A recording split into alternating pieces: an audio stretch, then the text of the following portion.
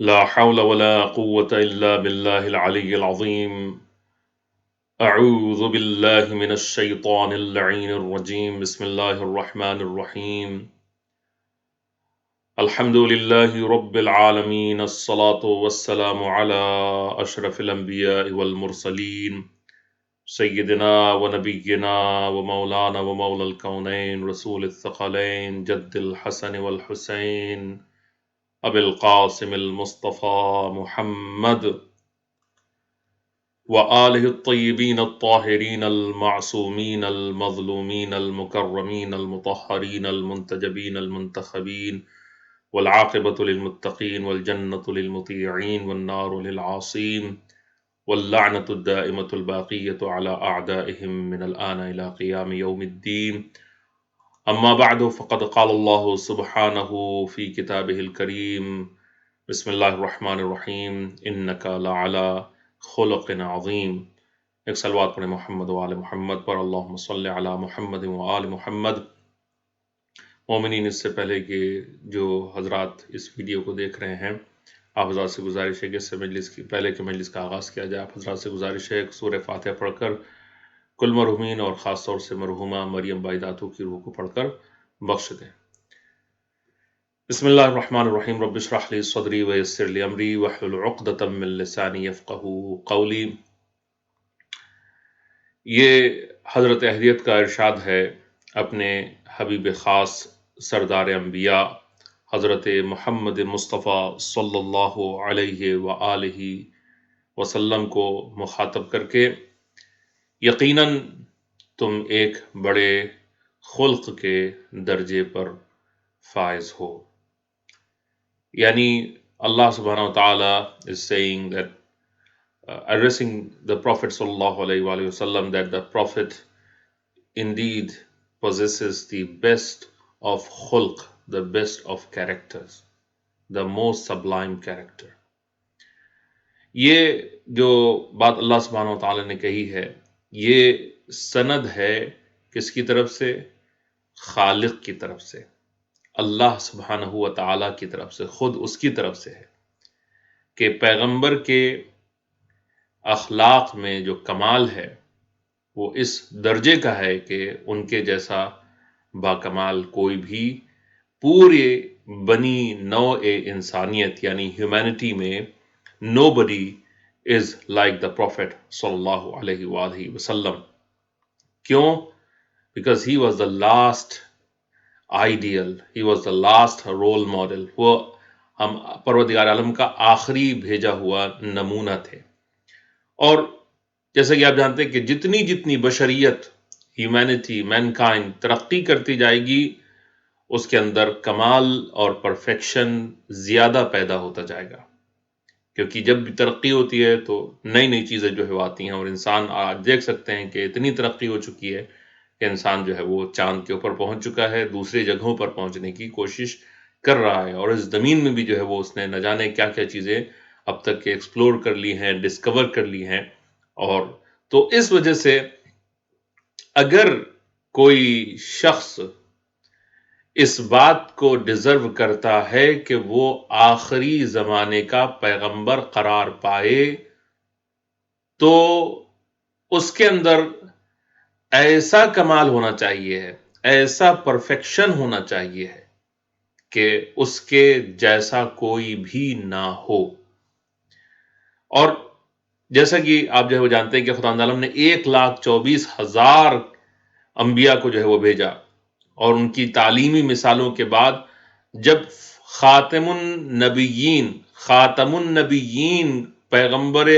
اکرم صلی اللہ علیہ وآلہ وسلم کو بھیجا، تو آپ کو یہ کہا کہ بہترین کمال اور بہترین نمونہ ہے تمہارے لیے ان تمام 1,24,000 انبیاء میں. تو یقینی طور پہ جو ہے وہ نمونہ ایسا ہوگا کہ جو پرفیکٹ ہوگا، کیونکہ اگر خداوند عالم کہہ رہا ہے کہ اس نبی کو تم فالو کرو، لَقَدْ كَانَ لَكُمْ فِي رَسُولِ اللَّهِ أُسْوَةٌ حَسَنَةٌ، یعنی indeed in the Prophet of Allah there is a role model for you. تو پھر کوئی ایسا ایگزامپل اور آئیڈیل اور رول ماڈل پیغمبر کو ہونا چاہیے ہے کہ جو اس کی کریشن ہے، جتنی بھی مخلوقات ہیں، اس میں کسی بھی طرح سے اس کے اندر پستی نہ ہو، یعنی کسی کے سامنے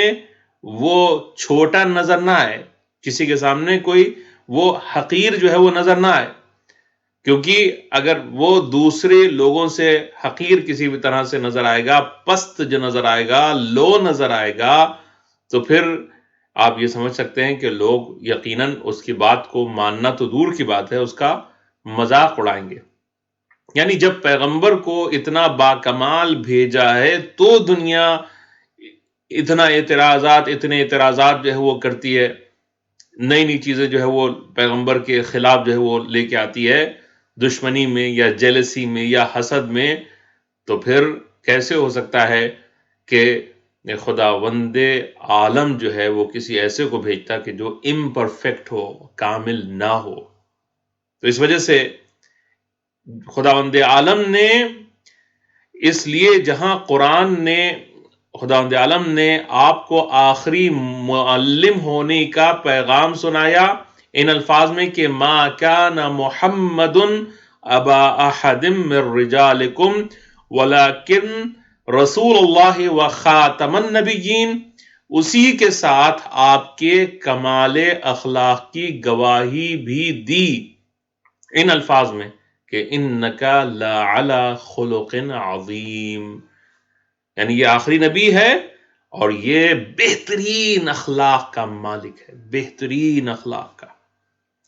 تو معلوم ہونا چاہیے کہ اب یہ بات جو ہے وہ کہنے کے لیے ضرورت نہیں ہے، اٹ گوز وداؤٹ سیئنگ، کہ جو الفاظ ہوتے ہیں، جو باتیں ہوتی ہیں، اس کا ویٹ، اس کا وزن جو ہوتا ہے، وہ اس کی قدر و منزلت متکلم، اسپیکر، بولنے والا، اس کے بدلنے سے بدل جاتی ہے۔ یعنی آپ جو ہے وہ اگر کوئی چھوٹا شخص، یعنی مثال کے طور پر کوئی بچہ کسی چیز کو گریٹ کہے، بچہ آپ دیکھیے کہ بہت ایگزیجریٹ کرتے ہیں، چھوٹی چھوٹی چیزوں کو وہ جائنورمس کہیں گے، گریٹ کہیں گے، اور بگ کہیں گے، اور ہیوج کہیں گے، اور وغیرہ وغیرہ، ان کے جو الفاظ ہیں ان کو وہ یوز کرتے ہیں اور ان کو وہ عظیم جو ہے وہ کہہ دیتے ہیں۔ تو اب یہ آپ سمجھ سکتے ہیں کہ بچہ جس کو عظیم کہہ رہا ہے، تو اب یا کوئی چھوٹا آدمی کہ جس کی عظمت اس کے پاس جو ہے وہ اس کے لیے وہ بڑی ہے، تو اب اس کی نگاہ چھوٹی ہے، اس کا پیمانہ غور و فکر چھوٹا ہے، کوتاہ نظر، اطلاع محدود، حوصلہ تنگ، اس لیے ہر ذرا سی بڑی چیز کو بھی یہ بڑا سمجھتا ہے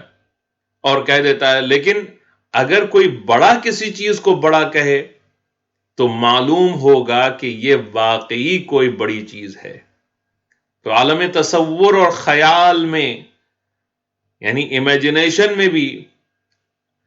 کوئی بھی چیز خالق سے، خداوند عالم سے بزرگ اور برتر ہے ہی نہیں۔ کوئی ہستی، کوئی ایگزسٹنس، یعنی سب کچھ اسی کے اوپر ڈیپینڈ کرتا ہے، اس کے ہی ایگزسٹنس کے اوپر، یعنی تمام چیزوں کا ایگزسٹنس ہے،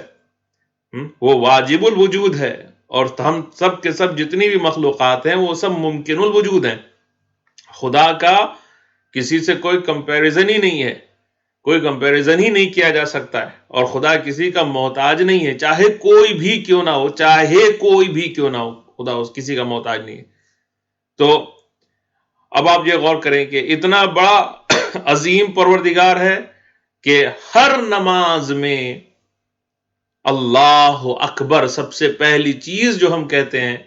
وہ اللہ اکبر کہتے ہیں۔ دن میں اذان جب بھی دیتے ہیں تو شروع میں 4 مرتبہ اور آخر میں جو ہے وہ 2 مرتبہ کم سے کم جو ہے وہ ہم کو کہنا پڑتا ہے اللہ اکبر، بار بار ریمائنڈر کے طور پر ہمارے لیے یہ بات جو ہے وہ آ رہی ہے کہ دیکھو اللہ سب سے بڑا ہے، اللہ از دا گریٹسٹ، اللہ سب سے عظیم ہے، اس سے بڑھ کے کوئی نہیں ہے، اس سے بڑھ کے کوئی عظیم ہستی نہیں ہے، کوئی چیز نہیں ہے۔ بلکہ قرآن تو کہتا ہے کہ وَرِضْوَانٌ مِّنَ اللَّهِ اکبر، یعنی خدا کی ذرا سی رضامندی ہر بڑی چیز سے بڑی ہے. یعنی تمہاری نظر میں ہو سکتا ہے کہ دنیا کی چیزیں بڑی ہوں، بڑی بڑی کہکشانیں بھی نظر آ رہی ہوں، اور ستارے بھی، اور گیلیکسیز بھی، اور پتہ نہیں کیا کیا چیزیں بڑی نظر آ رہی ہوں، لیکن رضوان من اللہ کی چھوٹی سی رضامندی ان تمام چیزوں سے بھی بڑھ کے ہے،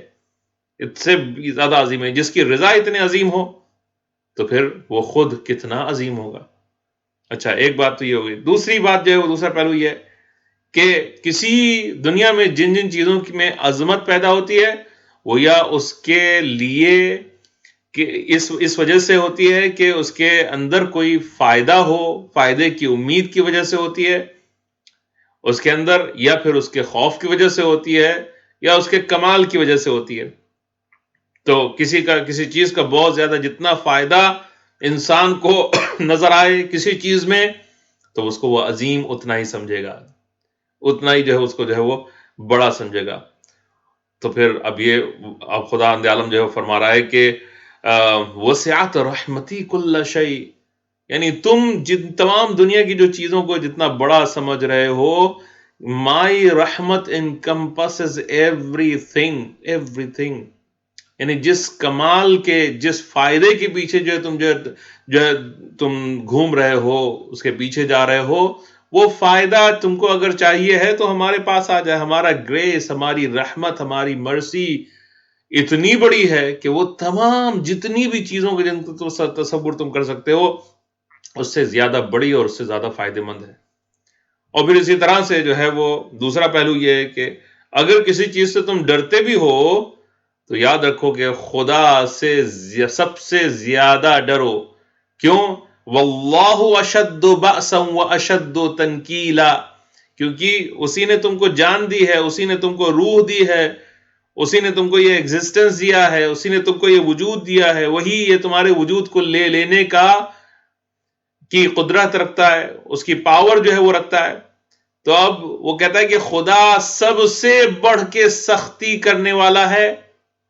سختی میں ڈالنے والا ہے، اور سب سے بڑھ کے سزا دینے والا بھی ہے. دنیا والے وہ سزا سوچ بھی نہیں سکتے ہیں جیسی وہ سزا دے سکتا ہے، جیسی وہ سختی میں انسان کو ڈال سکتا ہے. پھر اسی وجہ سے قرآن نے مومنوں سے جو ہے وہ کہا ہے وَلَا تَخَافُوهُمْ وَخَافُونِي إِن كُنتُم مُؤْمِنِينَ، یعنی ان سے ڈرو نہیں. یہ دنیا والے جو ہیں، دشمن جو ہیں، ان سے ڈرو نہیں. وَلَا تَخَافُوهُمْ وَخَافُونِي، تم مجھ سے ڈرو اگر تم مؤمن ہو. اس لیے کہ دنیا والے صرف دنیا کی حد تک کے اگر کچھ کر سکتے ہیں، نقصان پہنچا سکتے ہیں تو دنیا کی حد تک کے پہنچا سکتے ہیں، اور دنیا کے بعد جو ہے وہ سب کچھ ختم ہو جانے والا ہے. لیکن وہ ہے کہ جو دنیا کیا اس کے بعد کی جو مرحلے ہیں ان تک میں اس کی قدرت ہے، بلکہ اسی کی وجہ سے سب کچھ ہے. تو خدا کہتا ہے خافونی ان کنتم مؤمنین، اگر تم ڈرو تو تم مجھ سے ڈرو اگر تم مومن ہو. تو اب اس کے بعد جو ہے وہ ذاتی کمالات، ظاہر ہے کہ وہ ہر کمال کا مرکز ہے خداوند عالم. جتنے بھی پرفیکشن، جتنی بھی بیوٹیز، جتنا بھی جمال، جتنی بھی خوبصورتی، اس کے لیے دل کی بصیرت کی آنکھوں کو کھولنا ہوگا. یہ جب آپ غور کیجئے کہ اتنی جب ہم باہر نکلتے ہیں، کبھی سبزہ نظر آتا ہے، کبھی گرینری نظر آتی ہے، کبھی پہاڑ نظر آتے ہیں، کبھی دریا نظر آتے ہیں، کبھی چڑیوں کا چہچہانا، اور باغوں میں جو ہے ہم جب جاتے ہیں تو اتنا خوبصورت لگتا ہے، اتنا اچھا لگتا ہے. تو خدا کہتا ہے کہ ان تمام چیزوں کو دیکھ کے مجھ تک کے پہنچو کہ جب یہ مخلوق میری بنائی ہوئی اتنی باکمال، اتنی خوبصورت ہے تو وہ کتنا جمیل ہوگا، وہ کتنا خوبصورت ہوگا خدا. تو معلوم ہوا کہ ہر حیثیت سے عظمت کا مالک کون ہے؟ خدا وند عالم ہے. تو اب یہ آپ غور کیجئے کہ اب اتنا عظیم پروردگار کہ جس کے لیے ہم اللہ اکبر کہیں، اور جس کی رحمت اور فائدے جو ہیں وہ اس کا کوئی تصور تک کے نہیں کیا جا سکتا ہے، اور جو اس کا خوف بھی اتنا زیادہ ہے، اتنی طاقت بھی اس کے پاس ہے، کمال بھی ہے، وہ اگر اس عظیم یہ جو خداوند عالم ہے وہ کسی کو عظیم کہے تو پھر وہ کتنا بڑا عظیم ہوگا، وہ کتنی عظیم جو ہے وہ شخصیت ہوگی۔ اب آپ کو اندازہ ہوا کہ رسول خدا خلق اور خلق میں جو خداوند عالم نے یہ کہا انکا کہہ کے کہا ہے، اتنا عظیم کہا ہے، تو اس سے پتہ چلتا ہے کہ خداوند عالم نے ان کو اتنی عظمت دی تھی کہ ان سے بڑھ کے کوئی عظیم نہیں تھا۔ بے شک کہہ کے انکا کہہ رہا خدا، بے شک، انڈیڈ، تجھ سے بڑا، اس سے بڑا کوئی نہیں ہے۔ بس آپ غور کریں، اب آپ جو ہے وہ کہ کیا عظمت ہے اس عظیم جو ہے وہ پیغمبر کی۔ اب جو ہے وہ میں آپ کے سامنے اس عظیم پیغمبر کی جو عظمت ہے اس کی کچھ جو ہے مثالیں آپ کے سامنے پیش کرنا چاہتا ہوں کہ پیغمبر جو ہے وہ خلق میں یعنی اخلاق میں اتنے عظیم ہیں کہ جن کا کوئی مقابلہ نہیں کیا جا سکتا ہے۔ اور یہ مثالیں میں آپ کے سامنے جو پیش کرنا چاہتا ہوں وہ قرآن سے مثالیں ہیں، یہ قرآن نے ان کو خود جو ہے بیان کیا ہے۔ تو اب یہ خالق جب بیان کر رہا ہے تو اس میں کوئی ابھی شک جو ہے وہ نہیں کیا جا سکتا ہے۔ میں جلدی آپ کے سامنے بیان کرنا چاہتا ہوں تاکہ وقت جو ہے وہ زیادہ نہ لگے۔ تو خداوند عالم جو ہے وہ مثال کے طور پر جو ہے وہ آپ غور کریں کہ خدا فرماتا ہے جب وما خلقت الجن والانس الا لیعبدون، ہم نے جن و انس کو جو پیدا کیا ہے وہ اس وجہ سے پیدا کیا ہے کہ وہ ہماری عبادت کریں،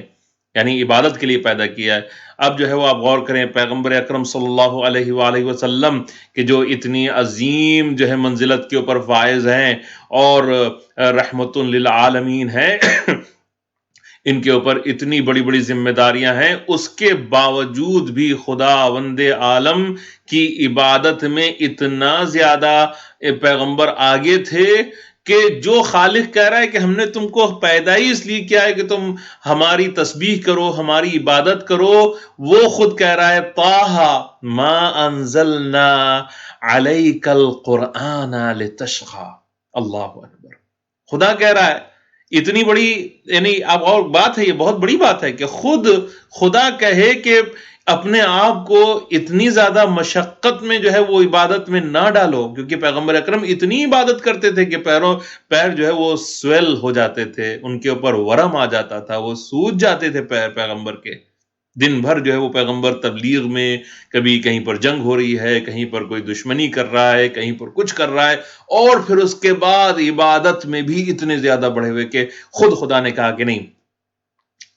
تم جو ہو اتنی عبادت جو ہے میری نہ کرو، ضرورت نہیں ہے۔ اب جو ہے وہ دوسروں کے ساتھ آپ دیکھیے تو حقوق اللہ کی بات ہو گئی، حقوق العباد، دوسروں کے ساتھ جو پیغمبر کا جو برتاؤ ہے اس کا عالم یہ ہے کہ جس سے ملاقات ہوتی تھی پیغمبر اکرم خود سلام میں ابتدا کرتے تھے، کشادہ پیشانی، یعنی پیشانی جو ہے وہ کشادہ اور بشاشت سے گفتگو، بہت ہی پرتپاک انداز میں، بہت ہی محبت بھرے انداز میں، خوش ہو کے باتیں کرتے تھے۔ راستہ چلنے میں پسے پشت سے، پیچھے سے اگر کوئی آواز دیتا تو آپ صرف موڑ کر اس کی طرف دیکھ لینا اخلاق کے خلاف سمجھتے تھے، بلکہ پورے قد سے اس کی طرف متوجہ ہوتے تھے۔ آج ہم میں کوئی بڑا آدمی اگر ہو جاتا ہے، اس کے پاس دنیا کا کچھ مال آ جاتا ہے، یا شہرت آ جاتی ہے، یا قدرت آ جاتی ہے، یا پوسٹ آ جاتی ہے، یا کچھ بن جاتا ہے، تو وہ صحیح سے منہ دیکھے کسی سے بات بھی نہیں کرتا ہے۔ ابتدا بسلام، یعنی سلام میں ابتدا کرنا، پہل کرنا، پہلے سلام کرنا تو دور کی بات ہے، اس کا تو ذکر ہی کیا، سلام کا جواب دینے میں اس کو تکلف ہوتا ہے۔ ایک دم جو ہے اکڑا ہوا ہے آدمی، تکلف ہے اس کو سلام دینے میں کہ جیسے اس میں اس کا کچھ خرچ ہو جائے گا، مگر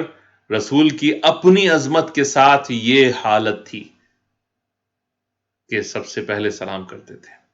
اب یہی اخلاق ہوتا ہے، انسان اپنی طاقت اور پاور اور قدرت، یہ ٹھیک ہے لوگ مرعوب ہو جاتے ہیں، لوگ امپریس جو ہے وہ ہو جاتے ہیں وقتی طور کے اوپر، لیکن جس چیز کو انسان یاد رکھتا ہے وہ انسان کا عمل اور اخلاق ہی ہوتا ہے. کبھی بھی کسی کو ذلیل انسان جو ہے وہ نظروں سے نہ دیکھے، کبھی کسی کو پست نہ سمجھے، اپنے سے چھوٹا نہ سمجھے، انفیریئر نہ سمجھے، حقیر نہ سمجھے، کیونکہ یہ خدا کو بالکل پسند نہیں ہے. آگے بڑھتا ہوں میں. اور اب جو ہے وہ آپ یہ غور کریں کہ خود اتنی زیادہ پیغمبر کے اندر تواضع، ہیوملٹی اور ہمبلنس تھی کہ اپنی بات جو ہے وہ کبھی کبھی جو ہے وہ نہیں کہتے تھے پیغمبر. کوئی چیز بری بھی لگ رہی ہے، کبھی اپنا نقصان بھی ہو رہا ہے، پیغمبر نہیں بولتے تھے. یعنی یہ ایک مروت کی بات ہوتی ہے. یہ نہیں کہ ڈر ہے، یہ نہیں کہ خوف ہے، نہیں، حیا، شرم کے سامنے والوں کو برا نہ لگے، آفینڈ نہ ہو جائے. یہ پیغمبر. آج کے زمانے میں جو ہے انسان اس چیز کو بہت اچھی بات سمجھتا ہے کہ ہاں میں منہ کے اوپر جو ہے وہ کسی کی بھی بے عزتی کر دیتا ہوں، کسی کو ذلیل کر دیتا ہوں، کسی کو کچھ بھی بول دیتا ہوں، اور مجھے کوئی اس بات کی پرواہ نہیں ہے. نہیں، کسی کا دل دکھانا اس کے یعنی یہ بہت بہت بری چیز ہے، بہت بری چیز ہے. انسان اپنی زبان کو جو ہے وہ قابو میں رکھے، کنٹرول میں رکھے، کیونکہ کبھی کبھی ایسا ہے احادیث میں کہ بہت سے لوگ اپنی زبان کی وجہ سے جہنم میں جائیں گے. اب آپ غور کریں، پیغمبر کی عظمت دیکھیے قرآن کیا کہہ رہا ہے کہ اب یہ اس زمانے کے جو کچھ لوگ تھے، عرب تھے، وہ ایسی حرکت کرتے تھے کہ پیغمبر کے گھر کے پیچھے یا گھر کے باہر سے، کوارٹرز کے حجرات کے باہر سے، سورہ حجرات میں یہ مینشن ہے، پیغمبر کو زور زور سے بلند آواز میں آوازیں دیتے تھے کہ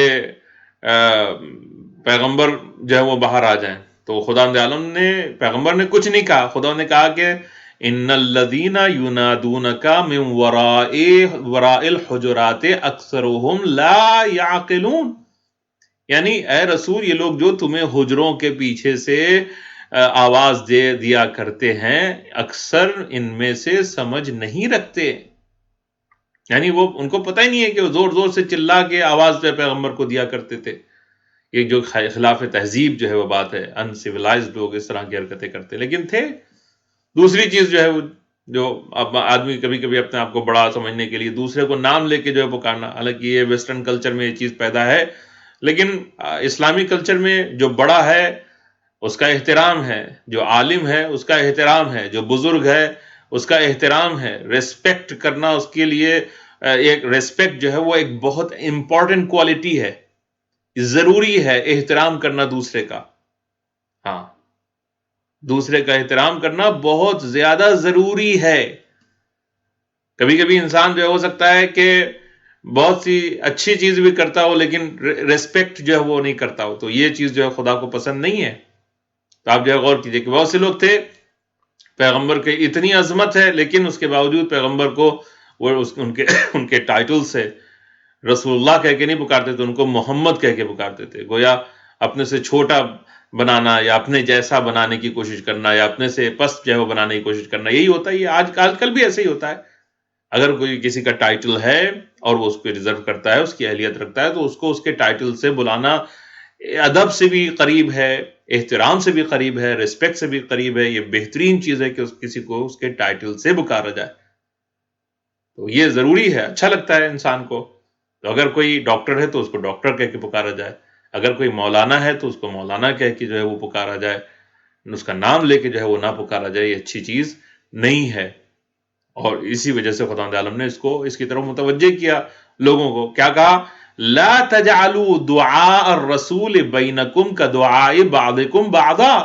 یعنی اے مسلمانوں، پیغمبر کے پکارنے کا انداز بالکل ویسا نہ رکھو جیسے آپس میں ایک دوسرے کو پکارتے ہو. اب یہ غور کیجئے. لیکن اخلاق کا عالم کیا؟ پیغمبر کچھ نہیں کہتے تھے، کچھ نہیں بولتے تھے. یہ خداوند عالم کہہ رہا ہے. اور ایک جو ہے اس سے بھی بڑھ کے کہ پیغمبر کیا، دیکھیے کسی کے گھر میں کوئی درانہ گھس جائے تو کتنی بری بات ہے یہ چیز، لیکن پیغمبر کے گھر میں بہت سے لوگ جو ہیں وہ درانہ گھس جاتے تھے. یعنی حرم پیغمبر کی جو ازواج ہیں وہ گھر میں موجود ہیں اور وہ ایک دم ان کو کوئی چیز اگر چاہیے ہے تو وہ ایک دم گھس جاتے تھے اور قرآن نے اس کو باقاعدہ ایک بہت لمبی آیت ہے جو میں آپ کے سامنے ابھی پڑھ نہیں رہا ہوں، اس میں جو ہے خدا تعالیٰ نے ذکر کیا ہے، اور آپ کو جو ہے وہ بتاتا ہوں کہ یعنی زوجات جو ہے گھر میں اور جو ہے مسلمان یا جو بھی کہیں جو لوگ ہیں وہ گھس جاتے تھے، تو خدا تعالیٰ نے کہا اذا سألتموهن متاعا فاسألوهن من وراء حجاب، یعنی اگر تم کو کوئی چیز تم کو چاہیے ہے ازواج سے، پیغمبر کی ازواج سے، تو ان کو پردے کے پیچھے سے مانگا کرو، دروازہ ایسے ہی پردہ کھول کے جو ہے نہیں گھس جاؤ، لیکن لوگ کرتے تھے، پیغمبر اکرم جو ہے وہ کچھ نہیں بولتے تھے۔ آپ غور کریں، یعنی یہ خدا عالم کی طرف سے جو حکم جو ہے وہ آ رہے ہیں۔ اب ایک چیز اور بھی ہے، پیغمبر کے پاس لوگ کھانا کھانے آتے تھے تو وقت سے پہلے آ جاتے تھے اور برتنوں پر نظر رکھتے تھے کہ کب جو ہے وہ کھانا جو پکے گا، اور جب کھانا کھا چکتے تھے تو خواہ جو ہے وہ گھنٹوں جو ہے بیٹھے رہتے تھے، ادھر ادھر کی جو ہے باتیں پیغمبر اکرم کو برا لگتا تھا، اور ان کو اتنے اہم جو ہے وہ سخت جو ہے وہ یعنی بزی آدمی پیغمبر، لمیٹڈ ٹائم ہے، لیکن اس کے باوجود جو ہے پیغمبر کچھ نہیں بولتے تھے۔ تو قرآن مجید میں خداوند عالم نے خود کہا اذا دعیتم فادخلوا واذا طعمتم فانتشروا، یعنی جب تم کو بلایا جائے تو اندر آ جاؤ کھانے کے لیے، اور جب کھانے سے فراغت ہو تو متفرق ہو جاؤ، ہٹ جاؤ، چلے جاؤ۔ پھر ان کے رویے کا تذکرہ کرتے ہوئے پھر اور جو ارشاد جو فرمایا خداوند عالم نے، ذالکم کان یؤذی النبی فیستحیی منکم واللہ لا یستحیی من الحق، تمہارا یہ جو طریقہ ہے رسول کو اذیت کا باعث ہوتا ہے، رسول کو پریشانی میں جو ہے وہ ڈالتا ہے، مگر وہ شرم کے مارے تم سے کچھ بولتے نہیں ہیں، کہتے نہیں ہیں۔ تو اب یہ جو ہے وہ آپ غور کریں، یہ کچھ پیغمبر کے اخلاق کے نمونے ہیں کہ جو قرآن نے ان کا تذکرہ کیا ہے۔ اور وہ جو مشہور واقعہ جو ہے بڑھیا والا، کہ جس میں کوڑا سر کے اوپر جو ہے وہ پھینک رہی ہے، لیکن پیغمبر اکرم اس سے کچھ نہیں بول رہے ہیں، کچھ نہیں، اور جب وہ بیمار ہوتی ہے اور تب جو ہے پیغمبر اکرم جو ہے دریافت کرتے ہیں، جب کوڑا ان کے سر پہ نہیں پھینکا جاتا ہے تو دریافت کرتے ہیں کیا ہوا، تو جاتے ہیں اس سے ملاقات کے لیے یا عیادت کے لیے، تو وہ کہتی ہے کہ اب آئے ہو جب میں بستر بیماری پر اس عالم میں پڑی ہوئی ہوں۔ حضرت نے فرمایا اے کنیز خدا، میں تجھ سے بدلہ لینے نہیں آیا ہوں، بلکہ میں نے سنا کہ تو بیمار ہے تو میں تیری عیادت کے لیے آیا ہوں۔ تو یہ سننا تھا کہ اس کا دل نور ایمان سے منور ہوا، اور اس نے اشہد ان لا الہ الا اللہ واشہد ان محمد رسول اللہ کا کلمہ پڑھا اور اس کی گواہی دی۔ تو حضرت کی یہ جو ایکوالٹی اور مساوات کی جو مساوات پسندی کا یہ عالم، کہ مرض الموت میں بھی، بس اب میں مصائب کی طرف جانا چاہتا ہوں، مرض الموت یعنی جب پیغمبر اکرم بیمار تھے اور موت سے جو ہے وہ قریب تھے، اور جس مرض میں پیغمبر اکرم صلی اللہ علیہ وسلم اس دنیا سے گزر گئے، آپ منبر کے اوپر تشریف لے گئے اور فرمایا اگر میرے ہاتھ سے کسی کو ایذا پہنچی ہو، میری وجہ سے کسی کو کبھی کوئی ہرٹ ہوا ہو، تو وہ ابھی مجھ سے بدلہ لے لے۔ تو یہ روایت بتاتی کہ سعادہ بن قیس مجمع سے کھڑا ہوا اور عرض کیا یا رسول اللہ، ایک روز آپ ناقے کے اوپر، آپ اونٹ کے اوپر سوار تھے، تشریف لے جا رہے تھے، آپ کے ہاتھ میں تازیانہ تھا، میں ناقے کے قریب سے ہو کر گزرا اس حالت میں کہ آپ ناقے کو تازیانہ لگا رہے تھے، وہ تازیانہ مجھ پر پڑ گیا اور مجھ کو اس سے تکلیف ہوئی، میں اس کا قصاص چاہتا ہوں، انڈیمنٹی چاہتا ہوں۔ حضرت نے بلال سے فرمایا کہ جا کر ہمارا تازیانہ ممشوق لے کے آؤ۔ بلال گئے، اصحاب میں بے چینی پیدا ہو گئی کہ اس بیماری کی حالت میں رسول اس تکلیف کو کیسے برداشت کریں گے۔ سب سمجھاتے رہے سعادہ کو، مگر کسی طرح سے اس رضامند نہیں ہوا۔ آخر جب تازیانہ آیا تو رسول نے اس کے ہاتھ میں تازیانہ دیا، فرمایا اے بھائی اپنا قصاص لے لے۔ سعادہ نے عرض کیا یا رسول اللہ، جب آپ نے میرے جسم پر تازیانہ لگایا تھا تو اس وقت میرے جسم پر پیراہن نہ تھا، آپ نے برہنہ جسم پر تازیانہ لگایا تھا۔ یہ سننا تھا کہ حضرت نے پشت مبارک سے لباس کو ہٹا دیا، جسم مبارک کا کھلنا تھا کہ سعادہ نے بڑھ کے مہر نبوت کو بوسہ دیا، کہا کیا مجال جو میری کیا مجال کہ جو میں اس جسم کے اوپر تازیانے کو مس کروں۔ ہاں میں یہ کہوں گا اچھا ہوا کہ سعادہ نے پہلے اپنے قصاص سے درگزر نہ کیا۔ دنیا کو معلوم تو ہو گیا کہ ہمارے پیغمبر کا عمل کس نقطے کے اوپر ہے، عمل اور کردار کس کمال کے اوپر ہے، وہ جو کہتا ہے اسے عمل کی آخری حد تک پہنچا دیتا ہے۔ ہاں سعادہ کے نگاہ میں رسول کے جسم کی عزت تھی، اس نے پشت مبارک کی زیارت کے بعد یہ جرأت نہ کی کہ وہ تازیانے کو مس کرے۔ ہائے افسوس، کون سمجھائے کربلا والوں کو کہ حسین کا جسم پاک جس پر تلواریں اور نیزے پڑ رہے ہیں وہ در حقیقت رسول ہی کا جسم ہے، مگر افسوس امت رسول نے اس جسم کی کوئی عزت نہ کی، تلواروں سے ٹکڑے کر ڈالا۔ ہاں عزاداران مظلوم کربلا، پیغمبر کے مصائب آپ کے سامنے مجھے عرض کرنا ہے، آپ جو ہے وہ غور فرمائے یہ پیغمبر کون پیغمبر ہیں، ان کی عظمت کیا ہے۔ ہاں یہ اتنی بڑی عظمت کا جو ہے وہ مالک ہے، لیکن عجیب بات یہ ہے کہ جب یہی پیغمبر اس دنیا سے رخصت ہو گیا، مسلمانوں سے آج میرا یہی سوال ہے، جب یہ پیغمبر اس دنیا سے رخصت ہو گیا تو وہ مسلمان جو آج رسول کی عظمتوں کے اتنے گن جو ہے وہ گاتے ہیں، اتنے گن جو ہے وہ گاتے ہیں، ان کو شاید یہ معلوم نہ ہو کہ جنازے میں کوئی بھی نہیں تھا، سارے مسلمان سقیفہ میں بیٹھے ہوئے خلیفہ چن رہے تھے، الیکشن ہو رہا تھا، لڑائی ہو رہی تھی، جھگڑا ہو رہا تھا۔ ہاں اور جو ہے بہت سے واقعات ہیں پیغمبر کی وفات سے متعلق۔ ہاں آپ جو ہے غور فرمائیں کہ پیغمبر اکرم جو ہے جب اس دنیا سے جانے والے ہیں تو اب روایت بتاتی ہے کہ پیغمبر اکرم جو ہے وہ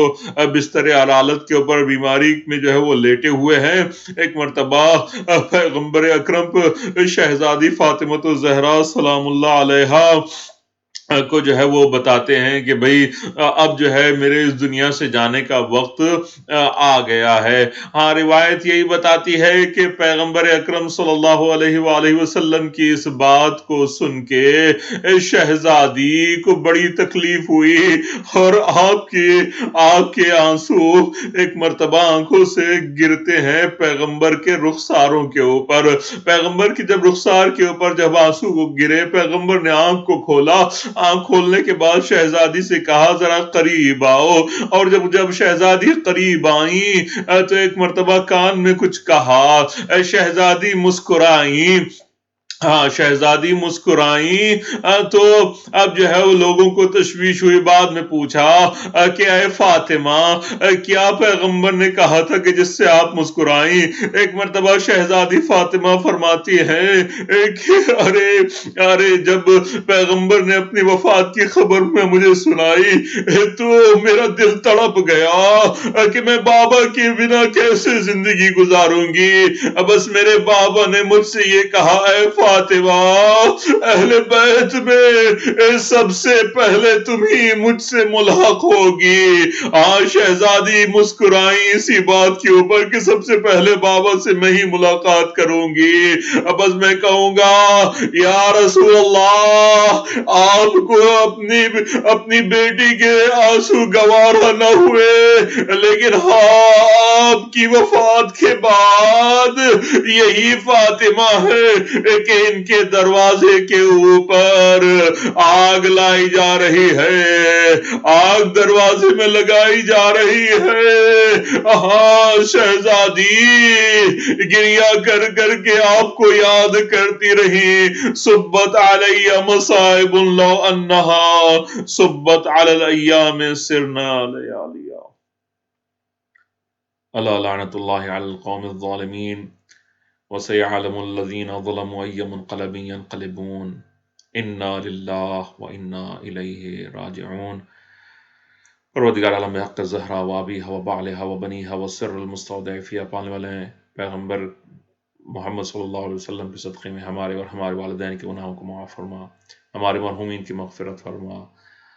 مومین میں سے جو بیمار ہوں، ہم میں سے جو بیمار ان کو شفاء کامل اور عاجل عطا فرما، پالنے والے جو پریشان حال ان کی پریشانی کو دور فرما، جو قرض دار ان کا قرض ادا ہو جائے، جو بے اولاد ان کو اولاد عطا فرما، اور سب سے اہم دعا یہی ہے کہ ہمارے زمانے کے امام کو بھیج دے اور ہمیں ان کے اعوان انصار میں شمار فرما۔ ربنا تقبل منا انک انت السمیع العلیم، وآخر دعوانا ان الحمد للہ رب العالمین۔ اللہم صلی علی محمد وآل محمد وعجل فرجہم۔ ایک بار پھر آپ حضرات سورہ فاتحہ سے کل مرحومین کو یاد فرمائیں، خاص طور سے مرحومہ مریم بائی داتو کو۔ الفاتحہ۔